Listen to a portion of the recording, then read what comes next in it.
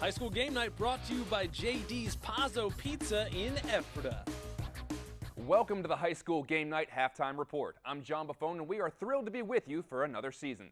It's opening day not just for football, many other sports getting their seasons underway as well. News 11 Sports' Brian Cass visited the Warwick field hockey team to check in with legendary coach Bob Durr and the ladies. Take a look. Warwick field hockey has a long and storied history of success in the LL League, and it does not look like that is changing anytime soon. The Warriors made it back to the District 3 tournament last fall, and a lot of returning talent should make them a solid team yet again in 2017. Head coach Bob Durr always molds his girls into one of the hardest working squads in the league. It's all that learning and repetition in practice that should once again serve them well when the season gets underway.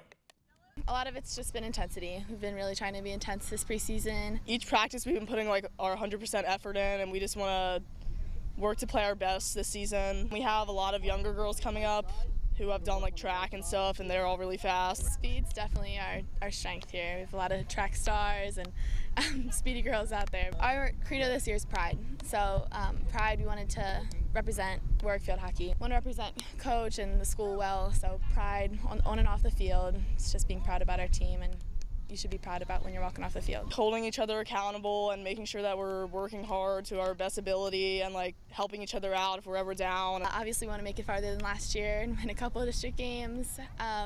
We do have really high expectations for this team. Last year we definitely did better than 2 years ago, but we want to work even harder this year to do better.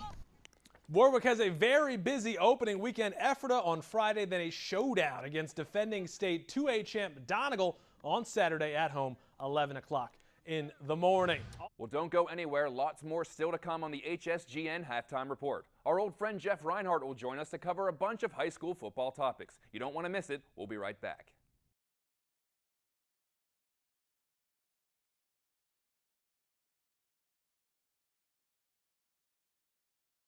High school game night brought to you by JD's Pazzo Pizza in Ephrata. Well, welcome back to the high school game night halftime report. John Buffone here once again with LMP's Jeff Reinhart. Jeff, we're rekindling the magic. Yes, we are. Good to see you, John. Glad to be working with you this season. Anxious for the season. Let's go. It is going to be a good season. Every team probably feels like they have a chance to make it if some of the cards play out. So let's break down all three sections in the LL, starting with Section 1. The Wilson Bulldogs have not lost a section game since George W. Bush was president. Amazing. Are we looking at more of the same this year, or could there be a little bit of an upset? Believe it or not, I picked an upset. Wilson enters the season, the section season, with a 64-game league winning streak, which is pretty amazing. The current cast of seniors were in second grade the last time Wilson lost a game, and that was to Manheim Township back in 2007. Flip the script. I took the Blue Streaks. I think Manheim Township is ready for this. They've had some close calls with Wilson here the last couple of years, including 17-10 last year, I want to say, in a fourth quarter kind of game. Like Luke MG, like Grayson Soliday, like Reese Bender, like that they have some linemen, like that they're strong up front. Township gets Wilson at home in week 8, which is going to help. Both teams will definitely be chiseled and better by week 8, but I'm going to go Manheim Township. If Township wins, I'm a genius. Right. If Wilson wins, they were supposed to win anyway, Exactly. and Wilson will be just fine. Coach Doms has to plug in a couple of new linebackers, a couple new kids on the line. They've won with a lot less coming back. Iggy Reynoso could be a 2,000-yard back, the way things pan out.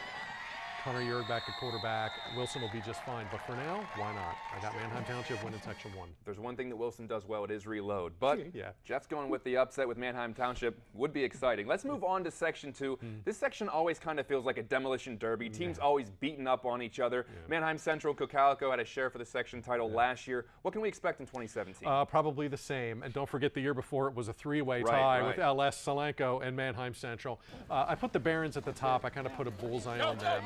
Evan Simon will be a name to remember, sophomore quarterback. First sophomore starting quarterback at Manheim Central since Jeff Smoker. And he was good.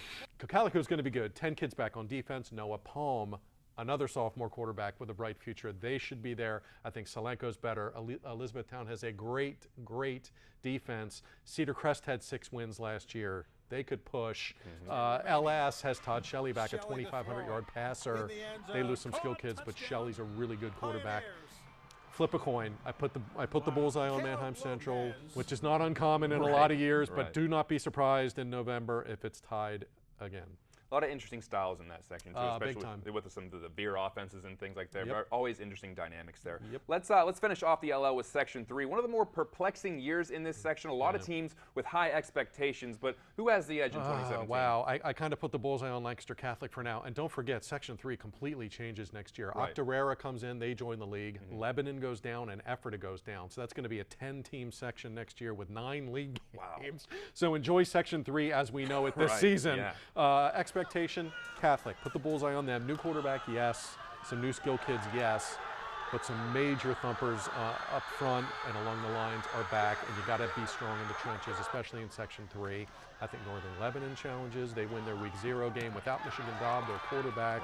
They'll put 32 points up and win. I think they will challenge. Donegal, 16 senior starters. I think the Indians could push. And Vilcaleona played pretty well in Week 0, but lost. Section 3 is kind of there for the taking. Let's go bullseye Lancaster Catholic, but anything could happen there. I think there's a lot of trap games in there because I think if you're looking for expectations in 2 weeks before, a team like Pequay Valley could come up and bite you too, because it's a team that's on the uprise with the coaching staff that's been there for a couple of years now. And anyone, like you said, Anvil and these other schools, there could be trap games along the way. And I should have mentioned Pequay Valley because I picked them up pretty high. They lose in Week 0, and quarterback Jordan Lapp hurt his ankle, and he probably is not going to play here tonight. So we'll see if Pequay can snap back from that, but they could be in the race as well. All right, well, now that we've gone over all the sections, I want to jump back to Section 2 real quick. A lot of new faces under center this year, 4 to be exact. In a section like Section 2 where there's always so much competition, which quarterback in a new system, or should I say a new starting quarterback, is in the best position to succeed this year? I want to go Evan Simon, and again, we're going to hear this kid's name so much the next 3 years.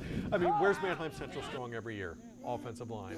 That's Coach Dave Hahn's bread and butter. He coaches those guys up front. He's going to step into a unit where there's 2 or 3 returning starters already up front who are going to have his back.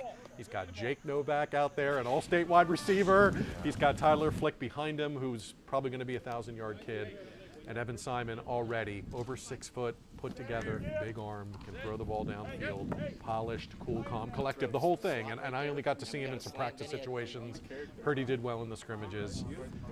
Evan Simon, remember the name. He's going to be around for 3 years. I think he's going to be a good one. For a quarterback like Palm over in Cocalico, do you think that's an advantage to run the veer or a disadvantage because there's so much between the ears when decision making and things like that? I think he fits in there just fine because he's sort of a runner too. And you got to be able to run the ball in the veer. And oh, by the way, Coach Gingrich is not going to ditch the veer. They're going to run the veer there forever. He loves Noah Palm, and he has huge expectations for Noah Palm as well. But I don't think the Eagles are going to junk what they do and just start going up top because Palm has a big arm. He's had kids there before with big arms, but he's going to grind it out, use the O-line, use his fullback, Brandon Brubaker's stuff, and keep it on the ground and run veer. That's Cocalico. True to form. Yeah. All right, Jeff, thanks as always for dropping by. Remember, you can check out Jeff's work over at LancasterOnline.com/sports or just follow him on Twitter at Jeff Reinhart 77. But for now, that'll do it for the HSGN Halftime Report. For Jeff Reinhart, I'm John Buffone. Thanks for watching. We'll now send you back out the Lidditz for second half coverage between the Warwick Warriors and Manheim Central Barons.